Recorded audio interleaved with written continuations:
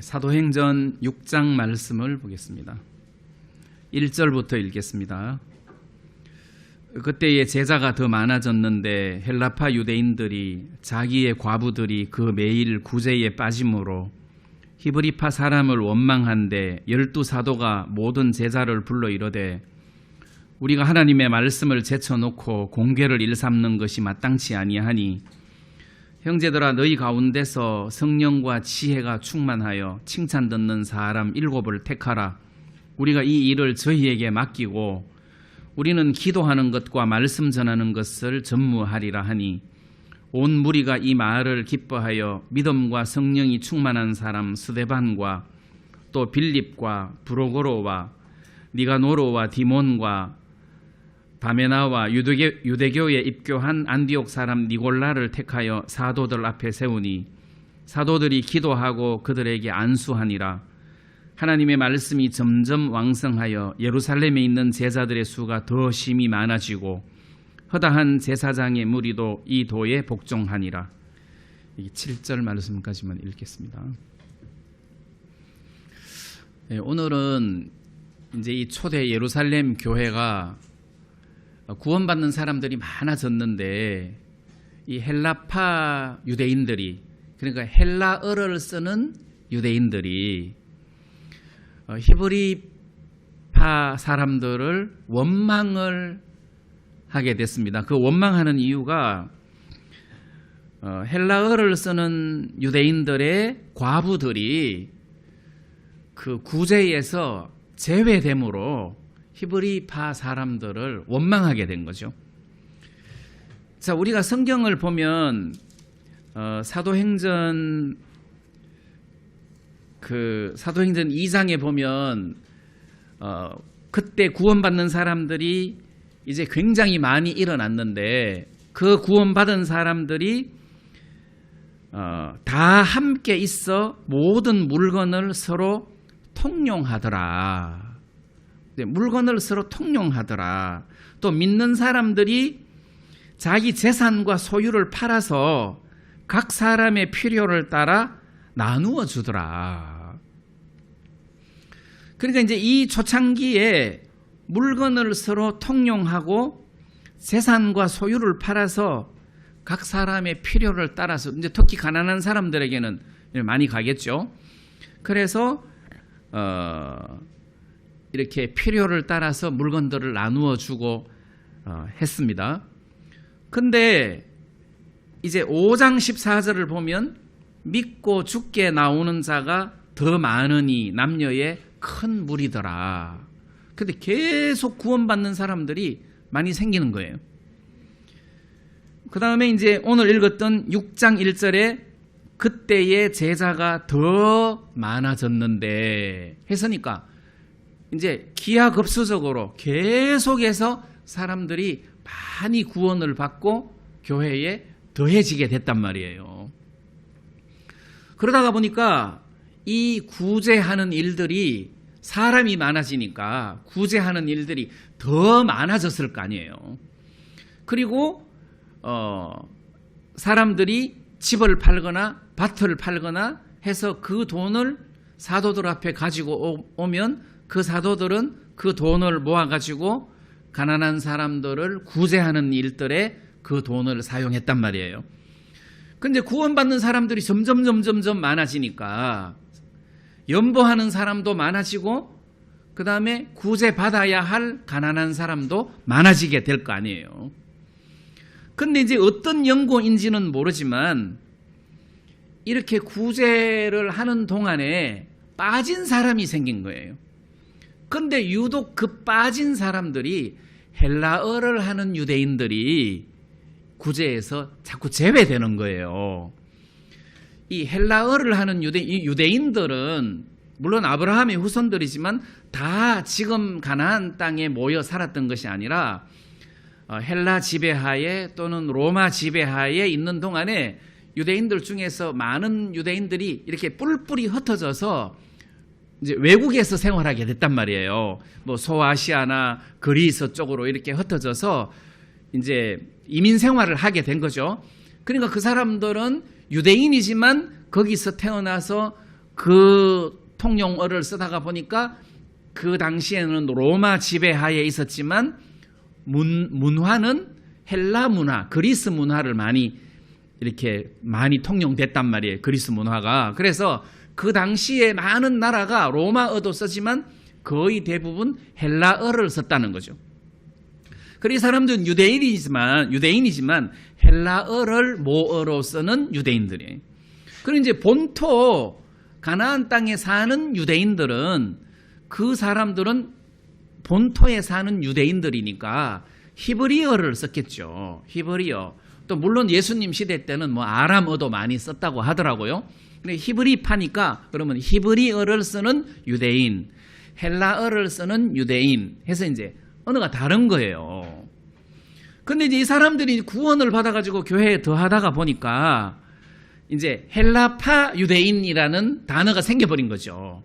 근데 이제 헬라어를 쓰는 그 유대인들 중에 과부들이 자꾸 구제에서 제외가 되는 거예요. 그러니까 한 번, 두 번 제외됐을 때는 이런 원망을 누가 하겠습니까? 근데 자꾸 이렇게 제외되는 거라. 그 히브리어를 쓰는 과부들은 계속 구제금을 받는데 여기 구제는 원어적 의미에서는 뭐 상을 차린다는 의미인데 음식을 나누어 주거나 또는 뭐 물건을 나누어 주거나 또는 돈을 나누어 주거나 뭐 이렇게 이제 가난한 사람들을 돕는 거죠. 근데 음식을 나누어 주거나 뭐 옷을 나누어 주거나 돈을 나누어 줄 때 헬라어를 쓰는 유대인들의 과부가 자꾸 제외가 된다는 거지. 그러니까 원망을 할 수밖에 없잖아요. 그래서 처음으로 초대 예루살렘 교회에 이런 원망하는 문제가 생긴 겁니다. 이제 사도행전 5장 앞장에서는 아나니아 삽비라가 밭을 팔아가지고 일부를 감추고 교회 가지고 와서 하나님께 거짓말하고 성령을 속이고 하는 이런 어두움의 죄가 교회 안에 들어와서 그 사람들이 죽는 일이 생겼는데 이제 6장에서는 원망하는 이런 문제들이 생겼단 말이에요. 자, 이렇게 원망하는 일이 이제 생겼을 때에 이게 이제 사도들의 귀에 들어갔을 거 아니에요. 교회 안에서 원망하는 일이 생기니까. 그래서 이 문제를 풀어나가는 과정에서 야, 진짜 사도답다. 이제 이런 생각이 마음에서 들었습니다. 여기서 이제 이 문제를 어떻게 풀었느냐 하면 원망을 하니까 이제 2절 말씀에 12사도가 모든 제자를 불러 이르되 우리가 하나님의 말씀을 제쳐놓고 공개를 일삼는 것이 마땅치 아니하니 이렇게 이야기하는 거예요. 그러면 이 5장에서 6장 사이로 건너가는 게 하루는 아니잖아요. 하루는 아니고 뭐 여러 달이 걸렸을 수도 있고 안 그러면 해를 넘겼을 수도 있어요. 이게 장이 한 장이 하루면은 이게 스토리가 연결 안 되는 대목도 많이 생긴단 말이에요. 그래서 5장에서 구원받는 사람들이 굉장히 많았어요. 그리고 5장 마지막 절을 보면 42절에 저희가 날마다 성전에 있든지 집에 있든지 예수는 그리스도라 가르치기와 전도하기를 쉬지 아니하니라 이랬단 말이에요. 저희가 물론 이제 사도들을 포함해서 전도하기를 쉬지 않고 했는데 6장에 넘어와서 이 사도들이 하나님의 말씀을 제쳐놓고 구제 활동하는데 마음이 쏙 빠진 거예요.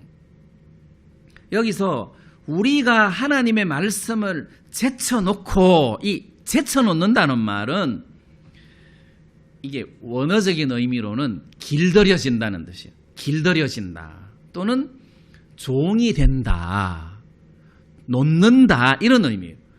이게 원래 사도들의 의무는 복음을 전하는 거잖아요. 말씀을 전하는 거잖아요. 전도하는 거란 말이에요. 이게 말씀 전하는 직분을 맡은 사도들이 교회 안에서 돈도 많이 생기고 그 다음에 사람도 많이 생기고 그리고 구제받아야 할 사람들도 많이 생기다가 보니까 그 구제금 또는 음식, 물품을 나누어 주는 일에 이렇게 매진하다가 보니까 자기도 모르는 사이에 거기에 익숙하고 길들여져서 말씀 전하는 일을 소홀히 하고 내려놓게 됐다는 거죠. 그러니까 이 사도들이 형제들을, 모든 제자들을 다 불렀어요. 모든 제자들을 다 불러놓고 우리가 지금 이렇게 말씀의 전무를 해야 되는데, 우리 직분이 말씀을 전무해야 되는데 우리가 어떻게 하다가 보니까 하나님 말씀을 제쳐놓고 이렇게 공개를 일삼는 이런 일에 우리가 마음이 퍽 빠지게 됐다. 이렇게 고백을 하면서 형제들에게 성령과 지혜가 충만한 사람, 칭찬 듣는 사람 7을 택해라. 우리가 이 일을 저희에게 맡기겠다. 그리고 우리는 전에처럼 기도하는 것과 말씀 전하는 것을 전무하겠다. 자, 이렇게 하면서 문제를 풀어나가는 거예요. 자, 상식적으로 교회 안에서 연보도 많아가지고 돈이 막 진짜 막 철철 넘치고 가난한 사람도 많아가지고 막 구제받아야 할 대상자가 많아지고 이렇게 해서 구제를 하는데 한쪽에서 우리는 못 받았다. 우리는 왜 안 주냐. 뭐 안 받은 게 한 번, 두 번도 아니다. 왜 우리는 안 주냐. 왜 사람 차별하냐 하고 원망을 할 때 그럼 사도들이 어떻게 합니까? 요즘 같으면 담당자가 누구야? 형제는 이따구 정신으로 하나님의 교회 일을 이런 식으로 하냐? 너는 정신이 썩었어. 누가 이런 사람을 세웠어? 이제 이렇게 책망을 하고 이렇게 다스려 나가고 저 사람 빼고 진짜 하나님을 잘 섬기는 일 잘하는 사람, 어디 그 상대 나온 사람 없어? 그 좀 계산도 빠릿빠릿하고 머리 좀 빠릿빠릿 좀 잘 돌아가는 사람 없어? 이런 사람 좀 세워. 뭐 이렇게 해서 일을 봉합한다든지. 안 그러면 아니 우리가 이렇게 큰 일을 하다가 보니까 사람도 많고 뭐 빠질 수도 있는 거지. 그런 걸 가지고 구원받았다는 사람이 원망을 하고 그래? 그건 신앙이 아니야. 그래 우리는 실수해서 빼먹었다고 치자. 그럼 당신들이 못 받은 것은 하나님을 왜 인정 안 하냐? 하나님이 나를 안 줬다고 생각을 왜 안 하냐? 하나님을 좀 인정을 해봐라. 원망하기 전에. 그러면서 막 신앙으로 덮어 씌워가지고 왜 믿음이 없냐? 하나님을 인정해봐. 우리가 실수해서 안 줬더라도 하나님이 주려고 마음먹었으면 왜 안 줬겠냐? 그 원망을 하고 있어. 교회 안에서. 구원받은 것만 해도 감사한 거 아니야. 뭐 이렇게 하지 않았다는 거죠. 이렇게 하지 않더라. 그렇게 해서도 안 되죠. 그 다음에 야 우리 나눠주지 말자. 이제 과부들 다 믿음으로 살아. 다 믿음으로 살고 뭐 연보는 전부 다 복음 위해서 쓰자. 다 과부들 다 믿음으로 살아. 이렇게도 하지 않았다는 거죠. 그런데 문제가 생겼을 때 이 사도들이 화살을 자기한테 돌린다는 거지. 왜 이런 원망하는 일이 생기나? 왜 원망하는 일이 생기냐? 그럼 1차적으로 이거 누가 지금 배급을 하고 있어? 책임자가 누구야? 사도들은 뭐 돈만 뭐 이렇게 지출했다고 치고 실무적인 일까지 사도들이 다 할 수는 없었을 거 아니에요. 그럼 책임자를 부르고 안 그러면 사람을 더 투입하고 앞으로 마음 쏟아서 일 열심히 하라고 막 이렇게 꾸중을 하고 막 이렇게 보통 다스려 나가는 게 맞는데 나는 이 12사도가 이 문제가 생긴 것은 우리가 잘못했다. 우리가 잘못했다. 논리적으로 보면 12사도가 있어도 펑크가 났는데 12사도가 빠지면 펑크가 더 크게 나잖아요. 논리적으로 따지면. 근데 이 구제사업에 사도들이 우리는 이 구제사업에서 빠지겠다.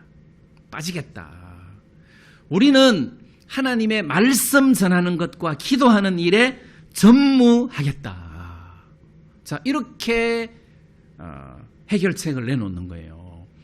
우리는 하나님의 말씀 전하는 것에 전무하겠다. 그리고 이 구제 활동은 우리가 7사람을 택해서 그 사람에게 모든 것들을 맡기겠다. 모든 것을 맡기겠다. 저는 이것도 너무 감사한 거예요. 여기서 이게 맡긴다는 의미, 모든 것을 맡긴다는 의미는 그 단어 속에 영원성이 포함돼요. 그냥 뭐 1년만 맡아봐라 이게 아니고 영원히에요. 영원히 이 사람에게 이 일을 맡기겠다. 맡기겠다. 그러니까 사도들은 우리는 앞으로 이런 일에 관여하지 않겠다. 영원히 이런 일에 관여하지 않겠다. 우리는 복음만, 말씀만 전하겠다. 이런 의미라는 거죠.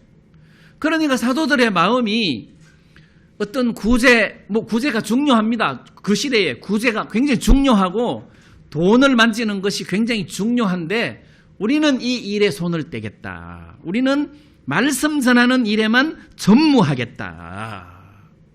자, 이렇게 문제를 풀어나가는 거예요. 그것도 그냥 이렇게 헤드 테이블 12제자가 모여가지고 우리 이렇게 하자 이게 아니고 모든 제자들을 다 모아놓고 우리가 말씀을 제쳐놓고 이 일에 마음을 다 쏟다가 보니까 본연의 예수님의 제자 사도로서의 임무를 충실하지 못한 탓이다. 우리는 본연의 임무로 돌아가겠다. 이렇게 해서 자기들이 회개하더라는 거지. 사도들이. 그렇게 해서 7 일꾼을 세워서 그 일꾼들에게 이 귀한 일들을 다 맡겨버렸다는 것은 그 후에 막 간섭하고 이런 게 없어요. 완전히 맡겨버린 거예요. 그리고 자기들은 말씀 전하는 일에 전무하겠다. 나는 이 대목이 너무 은혜롭고 감사하다는 생각이 이제 마음에서 들었습니다. 자, 제가 이 이야기를 왜 여러분들에게 말씀드리느냐 하면 교회 안에 사업을 하는 교회들이 많습니다. 교회 안에서 사업을 하는 교회들이 많은데 사업을 하다가 보면 이익이 발생하잖아요. 그죠? 이익이 발생해요. 그러니까 사람들이 돈이 막 벌어지니까 마음이 그쪽으로 뺏겨요. 그래서 사업을 하다가 보니까 나중에 사고가 생기고 재판받는 일이 생긴단 말이에요. 그 사고가 일어나고 재판받는 일이 일어나다가 보니까 어떻게 잘못해가지고 감옥 가는 일도 생기는 거예요. 감옥 가는 일도 생기고 재판도 받고 이제 이렇게 문제가 생기는 거예요. 그럼 이런 일이 있을 때에 하나님의 말씀을 전하는 사람은 이 사도들처럼 우리가 이렇게 필요해서 사업을 시작했는데 이렇게 물질에 너무 마음이 빼앗기고 말씀 전하는 일에 전무하는 이 일을 내가 소홀히 했구나. 그렇다면 나는 말씀 전하는 일에만 전무하겠다. 교회 안에 있는 이 모든 사업들 나는 다 손 떼겠다. 진짜 칭찬 듣는 믿음 있는 사람에게 그 일을 다 맡겨서 처리하게 하고 나는 복음 전하는 일만 하겠다. 이렇게 하는 목사가 쉽지 않잖아요. 이렇게 문제가 생기고 감옥에 가고 해도 여전히 다 쥐고 있어야 돼. 그런 것에 비하면 이 12사도의 결정이 굉장히 은혜스럽다는 거지, 제 마음에.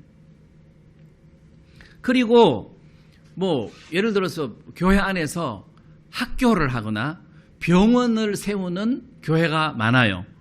그래서 기독교 병원, 기독교 학교가 많잖아요. 그럼 학교를 세우고 병원을 하다가 보면 거기도 또 이권이 개입이 된단 말이에요. 돈이 왔다 갔다 하니까. 자, 그러다가 보면 병원을 하고 NGO 단체를 만들고 이렇게 하다가 보니까 문제가 생기고 재판받는 일이 생긴단 말이에요. 그러면 문제가 생기고 법적인 문제가 생겼을 때 어째든지 그 문제를 풀어나가기 위해서 뭐 변호사를 사고 막 어째든지 그 문제를 풀려고만 하지 하나님 앞에서 자기 문제를 풀지는 않는다는 거죠. 내가 어떤 문제를 만났어요. 그러면 그 문제를 풀기에 급급하지 내 본연의 임무로 돌아가야 되겠다. 이렇게 회개하는 마음을 가지지는 않는다는 것입니다. 자, 그렇다면 교회 안에서 어떤 일이 생겼다. 그럼 일단 나를 돌아보는 거죠. 내 존재 목적이 뭐냐. 나는 말씀 전하는 사람이다. 그러면 말씀 전하는 일에만 전념해라. 나머지는 네보다 더 똑똑하고 믿음 있는 사람에게 맡기고 너는 말씀 전하는 일에 전념해라. 이게 하나님이 너에게 준 은사면 이거를 네가 충성하는 것이 더 아름다운 하나님의 일꾼이 아니겠느냐 해서 자기를 돌아보는 기회로 삼아야 된다는 거죠. 그 예를 들어서 여러분들 개인의 입장을 적용시킨다면 여러분들 개인이 어떤 사업을 한다든지 장사를 한다든지 나름대로의 여러분들의 어떤 생업을 위해서 일을 하다가 보면 푹 빠지는 거예요. 그거는 빠지게 되어 있어요. 왜냐하면 이게 내 생업이고 이 일을 내가 잘 해가지고 돈을 벌어야 내가 먹고 사는데 근데 우리가 직장 생활을 하든지 사업을 하든지 어떤 일을 하다가 보면 이게 벽에 부딪힐 때가 생긴단 말이에요. 일이 꼬인다든지 문제가 생긴다든지 이럴 때가 생긴단 말이에요. 그러면 문제가 생길 때 그 문제를 해결하려고만 애를 쓴다는 거지. 그렇다면 오늘 이 말씀처럼 12사도가 헬라어를 하는 히브리어를 하는 유대인들을 원망하는 이런 사건에서 그 문제만 풀려고 하는 모습으로 해석을 하면 된다는 거죠. 그러면 어리석은 사도가 될 수밖에 없는 거잖아요. 그러니까 우리가 어떤 문제를 만났을 때 하나님 앞에서 내 본연의 임무를 생각해 보자는 거죠. 나는 구원받은 사람이야. 나는 하나님의 아들이야. 내가 사는 목적은 이거야. 그래서 12사도가 존재하는 목적이 있잖아요.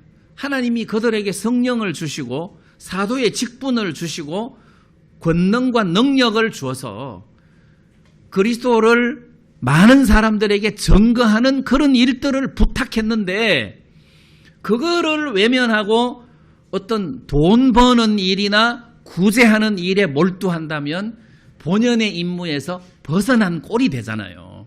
그러면 성도도 마찬가지인 거죠. 구원받은 성도로서의 임무가 있습니다. 구원받은 성도로서의 어떤 삶의 기준이 있단 말이에요. 그럼 여기에서 내가 벗어난 삶을 살지 않았나. 이거를 돌아보는 기회로 삼는 것이 현명하다는 거죠. 그래서 제가 이 말씀을 읽을 때 아니 이 초대교회 예루살렘 교회에서 일어나는 이런 원망한 사건, 이 사건이 오늘 우리 교회하고 무슨 상관이 있냐? 우리 교회에서 뭐 누구를 원망하는 일이 있냐? 만약에 앞으로 있다면 본연의 임무로 각자 돌아가면 된다는 거죠. 본연의 임무로. 거기 팍폭 빠지다가 보면 네가 옳으니 내가 옳으니 뭐 이러다가 막 다투고 싸우고 원망하고 이런 일이 생기니까 본연의 임무로 돌아가서 거기서 하나님 앞에 충성하는 삶을 사는 걸로 가닥을 잡으면 해답이 빠르겠구나. 이제 이런 생각이 마음에서 들었다는 것입니다. 예를 들면 제가 전에 말씀드린 것처럼 어떤 교사가 어린 딸을 두고 아내를 잃었어요. 그래서 그 초등학생 딸하고 이 교사 아빠하고 둘이 살게 됐어요. 그런데 이 아빠는 직장 생활을 하니까 딸을 돌볼 시간이 없어요. 그래서 퇴근해가지고 오면 이제 그때 딸하고 이렇게 만나가지고 대화하고 오늘 무슨 일이 있었냐, 뭐 이제 이렇게 뭐 피자도 사 먹고 뭐 이제 요렇게 시간을 보내기를 원하는데, 엄마가 죽고 난 다음에 아빠가 퇴근해가지고 오면 딸이 뭐 아버지 오셨어요 하고는 이제 자기 방에 딱 들어가갖고 문 딱 잠그고 안 나오는 거예요. 그러기를 한 달이 됐어요. 한 달이.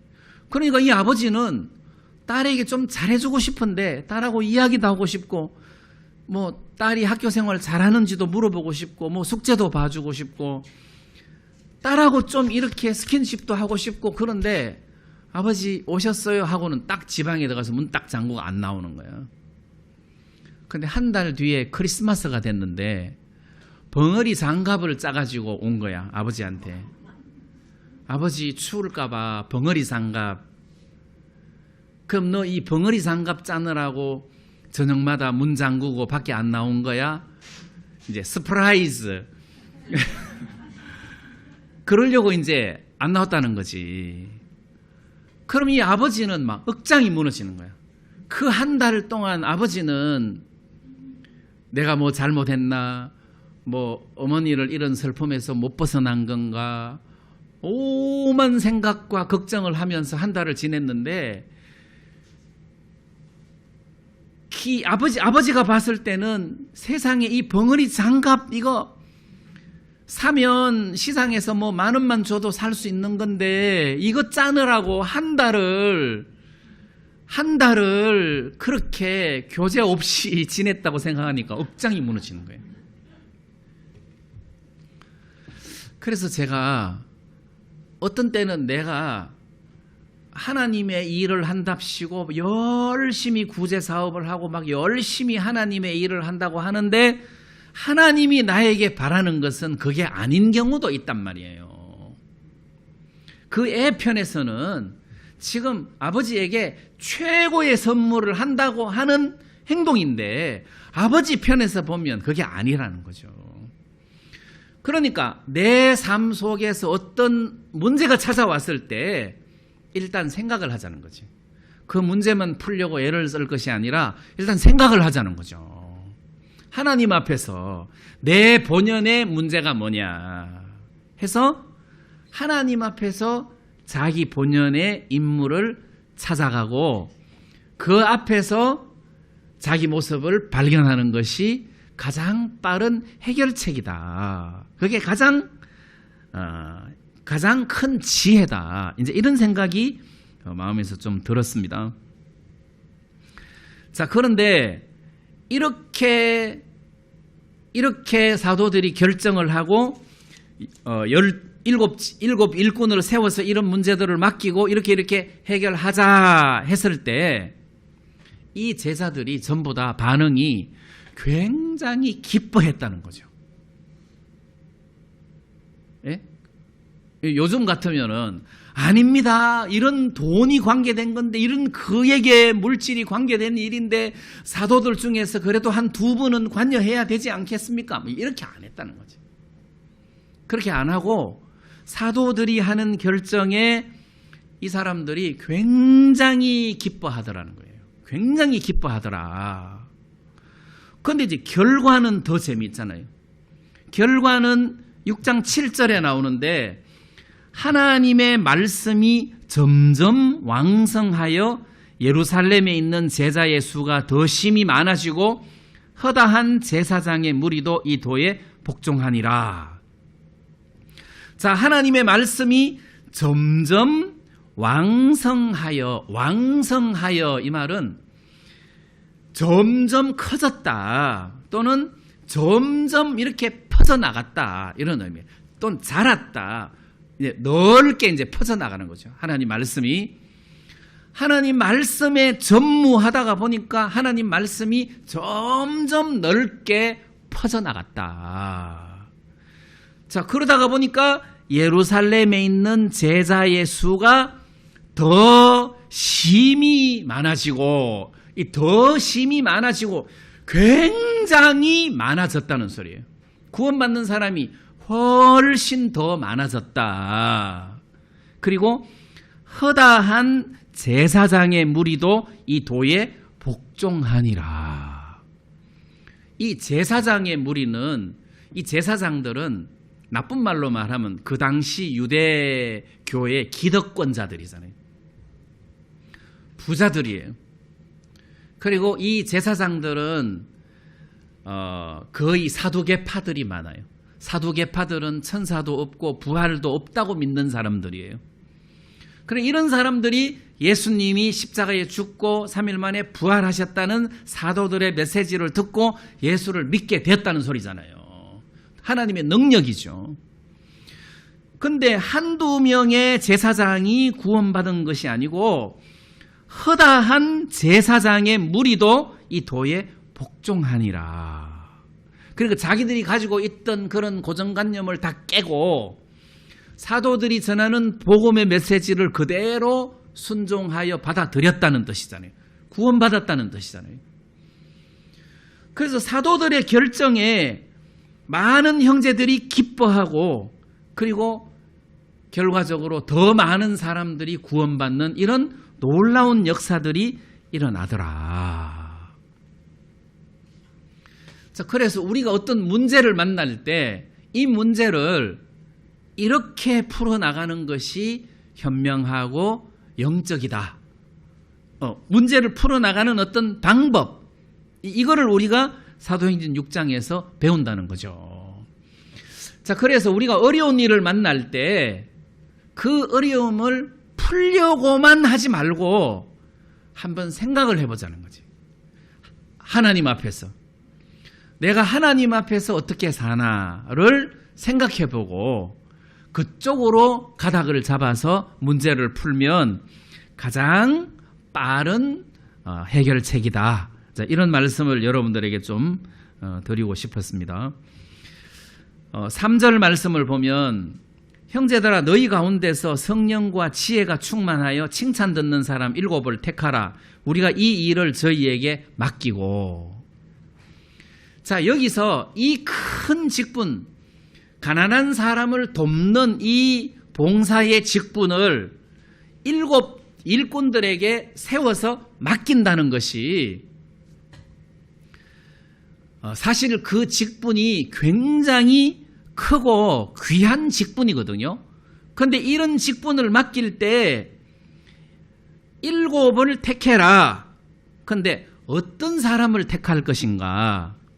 성령과 지혜가 충만하여 칭찬 듣는 사람 7을 택하라. 성령과 지혜가 충만하여 칭찬 듣는 사람. 또 험정역 번역을 보면 너희 가운데서 정직하다는 평판이 있고 성령님과 지혜가 충만한 사람. 여기서 제가 지금 말씀드리려고 한 것은 성령과 지혜가 충만하다는 것은 여러분들이 이해가 쉽고 또 뭐 쉽게 인정을 할 수 있는데, 여기서는 정직하다는 평판이 있고, 이 대목, 이 사람은 참 정직한 사람이다 하는 평판이라는 것은 주위 사람들이 평하는 거죠. 어떤 평판이 있습니다. 뭐 정원진 형제님 그러면 사람들이 평판이 있어요. 그죠? 옛날에는 고슴도치인데 지금은 완전 이제 비둘기가 됐죠. 완전 비둘기가 돼서. 네, 죄송합니다. 이제 평판이 있어요. 평판. 근데 여기 성경에서 하나님의 일꾼으로서의 평판은 정직하다는 평판인 거예요. 정직하다. 그리고 또 여기 우리 말씀에는 칭찬 듣는 사람 이렇게 표현해요. 칭찬 듣는 사람.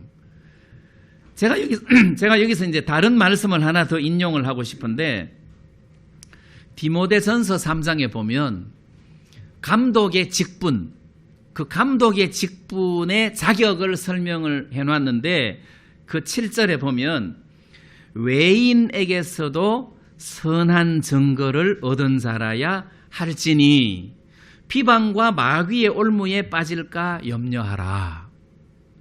그럼 예를 들어 갖고 외인에게서도 칭찬 듣는 사람을 일꾼으로 세워놔야 되는데 세상 사람들도 뭐 갑돌이 그러면 아이고 저 사기꾼 같은 인간이 그 한빛교회 장로야? 아이고 알아봤다. 이제 이렇게 하면 안 된다는 거죠. 안 믿는 사람도 그 갑돌이 그 사람 장로야. 내 장로 될 줄 알았어. 내 장로 될 줄 알았어. 해서 안 믿는 사람도 칭찬을 할 만큼 정직하고 평판이 좋은 사람, 이런 사람을 세우라는 거예요.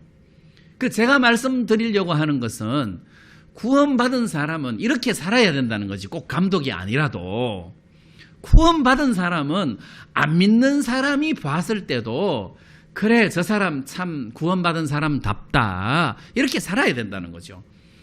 그게 구체적으로 어떤 행동인가는 내가 설명할 필요가 없어요.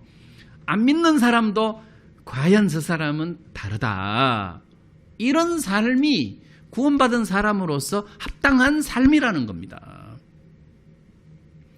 그런데 어떤 사람들은 구원받았다고 하는데 안 믿는 사람들에게 평판이 안 좋은 사람들도 많잖아요. 그런 교회들도 많잖아요.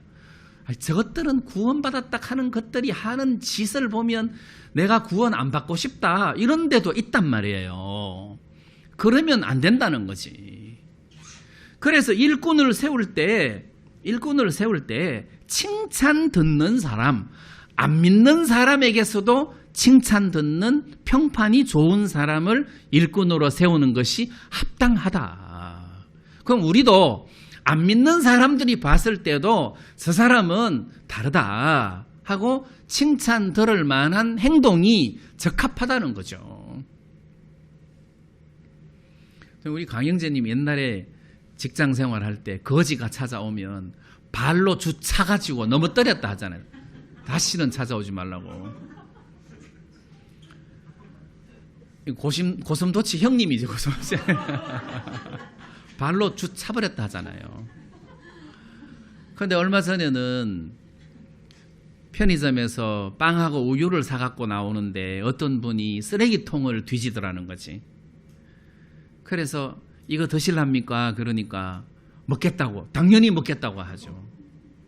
하나 더 사드릴까요? 그러니까 하나 더 사달라고 해서 하나 더 사드렸다고 하잖아요. 그러면 그게 나쁜 거냐? 뭐 그렇게 하면 좋잖아요. 뭐 내가 여유가 있으면 그렇게 하면 좋잖아요. 그래서 안 믿는 사람에게서도 칭찬을 들을 수 있는, 이게 이제 성도들에게 있어서 좀 합당한 행동이 아니겠나. 막 너무 야박하게 막 뭐 믿음의 가정들에게 하라고 그랬다. 너는 죄인이니까 넌 안 줘. 구원받은 거지들한테 내가 줄 거야. 뭐 이렇게 하면은 그것도 좀 이상한 논리라는 거죠. 네, 그래서 저는 이렇게 이 정직한 칭찬 듣는 사람, 그 다음에 이제 성령과 지혜가 충만한 사람, 지혜가 충만한 사람 할 때 이 지혜는 세상 지혜가 아니겠죠.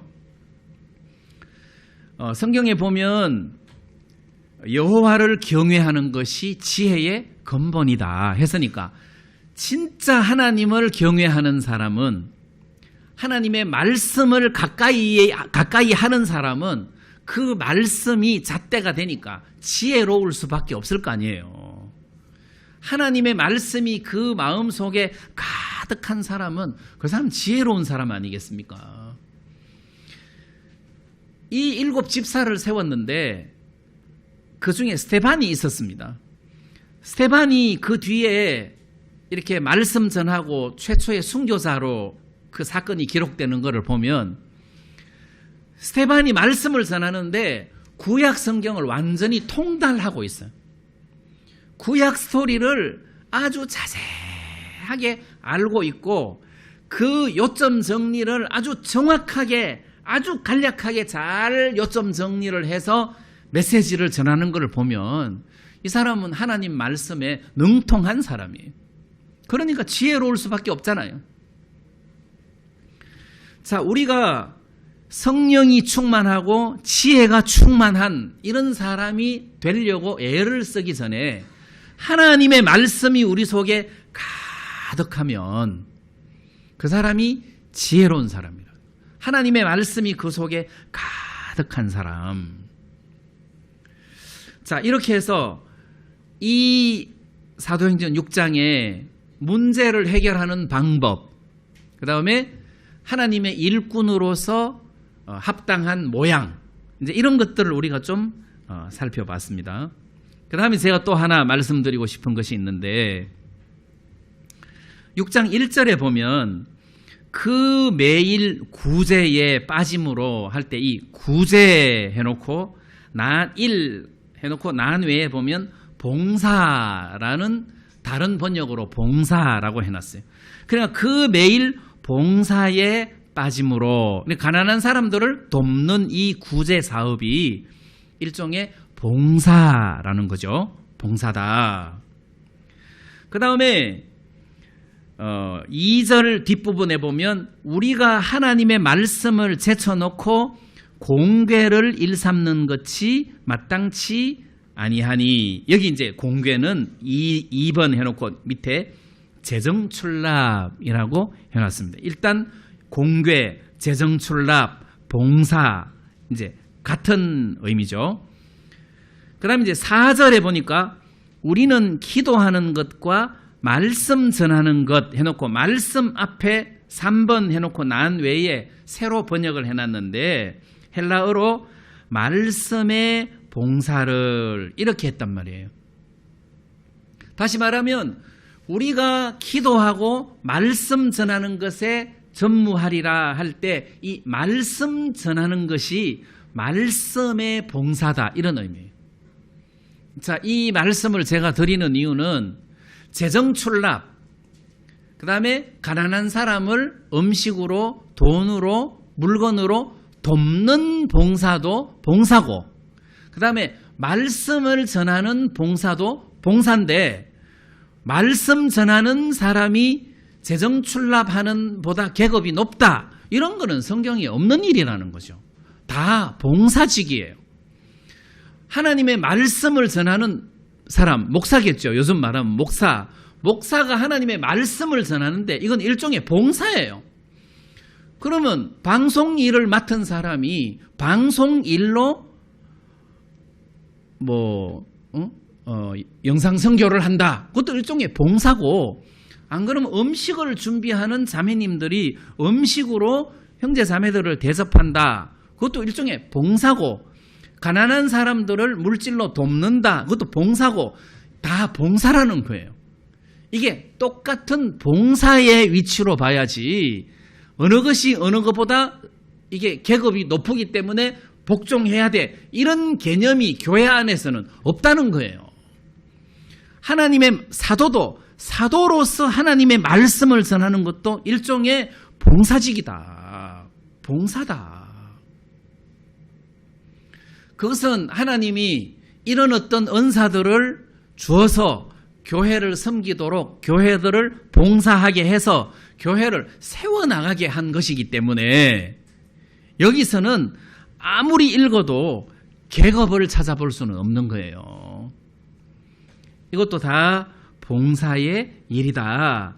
다시 말하면 이것도 중요하고 이것도 중요하다.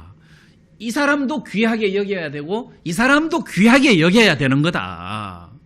이 사람은 없어도 되고 그런 게 아니다. 이 사람도 중요하고 필요하다. 이 사람도 필요하다. 둘 다 귀하다. 이런 개념으로 봉사하는 사람들을 봐야지. 여기서 어떻게 계급순으로 보면은 이거는 카톨릭식이다. 그래서 초대교회 때는 절대로 이런 식으로 문제를 해결하거나 이런 어떤 계급의식으로 어떤 일들을 하지 않았다는 거예요. 제가 어떤 생각이 들었냐 하면 사도행전 5장에 아나니아 삽비라가 죽는 일이 있었어요. 네가 어떻게 하나님에게 거짓말을 하고 하나님의 성령을 속이느냐. 사람을 속인 게 아니라 하나님을 네가 속이는 것이다. 죽어버렸어요. 베드로 무서운 분이잖아. 근데 헬라어를 하는 유대인들이 원망을 하니까 베드로가 딱 나타나서 어디 감히 하나님의 교회를 원망하고 그래? 하나님의 사도들을 원망하고 이렇게 안 했다는 거지. 베드로가 너 죽어 이렇게 베드로가 나오지 않았단 말이에요. 5장의 베드로 막 무서운 베드로처럼 느껴지잖아요. 근데 6장의 베드로 보니까 내가 잘못했다. 내가 하나님 말씀을 제쳐놓고 내가 이 일에 몰두했다. 나 이제 이거 다른 사람한테 맡기고 나는 말씀 전하는 일에만 전무하겠다. 다른 거 나는 전혀 신경 쓰지 않겠다. 그리고 더 많은 사람들이 구원받는 이런 일이 일어났단 말이에요. 그럼 이 일을 딴 사람에게 맡겼을 때 이 일이 이 말씀 전하는 것보다 더 못하기 때문에 이걸 잡은 게 아니라 주님이 12 제자에게 부탁하신 명령이 있는 거예요. 그 다음에 이 봉사하는 일을 7 일꾼들에게 맡겼어요. 근데 7 일꾼들이, 특히 스데반이 봉사하는 일을 맡았으면 봉사만 할 일이지, 지가 또 뭔데 말씀 전하느라고 나부대다가 저렇게 죽는 거 봐라. 내가 처음부터 하는 꼴 보니까 이래 될 줄 알았다. 이렇게 해석하면 되겠습니까? 너는 말씀 전하고 일꾼이니까 그 구제 사업하는 일에만 막 이렇게 하지. 왜 말씀 전하느라고 저렇게 나부대다가 사도들도 저렇게 안 하는데 저렇게 하다가 이렇게 난리. 그리고 막 핍박이 일어나가지고 막 온 예루살렘이 막 스데반 내가 저렇게 났을 때부터 내가 알아봤다. 이렇게 해석을 하면 되겠습니까? 안 되잖아요. 근데 이렇게 해석하는 사람이 있다니까. 교회 안에서 방송 일을 하는 사람은 방송 일 하고 말씀 전하고 복음 전하고 그것도 가능한 거잖아요. 그래서 우리는 이 교회 안에서 이런저런 어떤 직분을 맡아서 봉사하는 사람들을 차별해서 안 된다. 다 귀하다.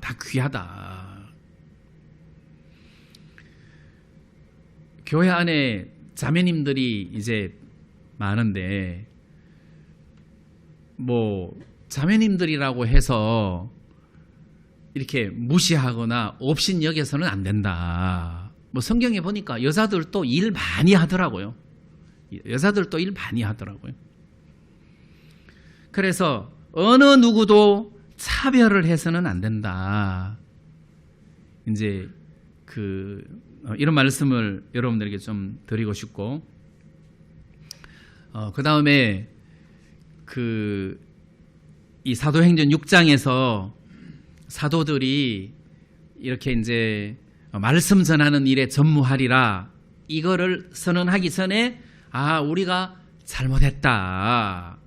이렇게 자기 자신을 발견하고 많은 사람들 앞에서 자기 자신이 지금까지 잘못한 부분들을 딱 회개하고 말씀에 전무하겠다 하는 이렇게 선언하는 이 대목은 진짜 우리가 본받아야 될 일이다. 이건 진짜 본받아야 될 일이다. 사도인데 우리가 진짜 이렇게 잘못했다. 이거는 교회 안에서 굉장히 본받아야 될 일이라는 생각이 들고, 우리는 이 교회 안에서 어떤 직분을 맡은 사람이든지 간에 그 직분을 맡은 사람은 필요하다. 하나님이 보내주신 사람이다 해서 그 사람을 귀하게 여기고, 또 말씀을 전하는 일에 이렇게 말씀이 왕성해서 이 말씀이 더 많은 사람들에게 퍼져나갈 수 있도록 하는 것이 가장 합당한 교회다. 이런 생각이 좀 마음에서 들었습니다.